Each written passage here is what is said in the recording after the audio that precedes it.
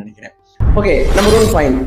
நாம அமைதியா இருக்க வேண்டிய இடம் எதுனா, ஒருத்தரை பத்தி நமக்கு எதுவுமே தெரியாது அப்படிங்கிற சூழல்ல அவங்கள பத்தி நாம அந்த இடத்துல பேசுவதை அறவே தவிர்த்திடணும்.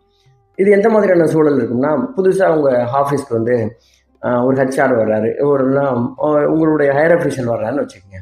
நீங்க உங்க நண்பர்கள்ட்ட நான் எவ்வளவு பெரிய ஆள் தெரியுமா அப்படின்னு காட்டிக்கிறதுக்காக நீங்க என்ன பண்ணுவீங்க? அவருடைய ட்ரெஸ்ஸை வச்சு நான் அவரை வந்து கணிப்பேன். அவர் எப்படிப்பட்ட ஆளுன்னு. அவருடைய மூக்கு நீளமா இருந்துச்சுன்னா அவர் இந்த மாதிரி குணாதிசயம் இருக்கும். அவருடைய பேர்ல வந்து எஸ் லெட்டர் ஃபர்ஸ்ட்ல இருக்குது, அதனால அவர் எப்படி இருப்பாரு அப்படின்னு உங்களுக்கு தெரியாத விஷயங்களை அடிச்சு விட்டீங்கன்னா, அந்த விஷயம் அவருடைய காதுக்கு போனாலும் பிரச்சனை, சுத்தி இருக்கிற இதை கேட்கிற உங்க நண்பர்களுக்கும் உங்க மேல நல்ல அபிப்பிராயம் ஏற்படாது. அதனால ஒருத்தரை பத்தி முழுசா எதுவுமே தெரியல அப்படின்னா, அவரை பத்தி பேசுற அந்த இடத்துல நீங்க அமைதியா இருக்கிறது நல்லது. நாம அமைதியா இருக்க வேண்டிய 2வது இடம், ரொம்ப உணர்ச்சி வசப்பட்ட நிலையில இருக்கிறது. காதலன் படத்துல கூட இந்த விஷயத்த இயக்குனர் சங்கர் வந்து அட்டன்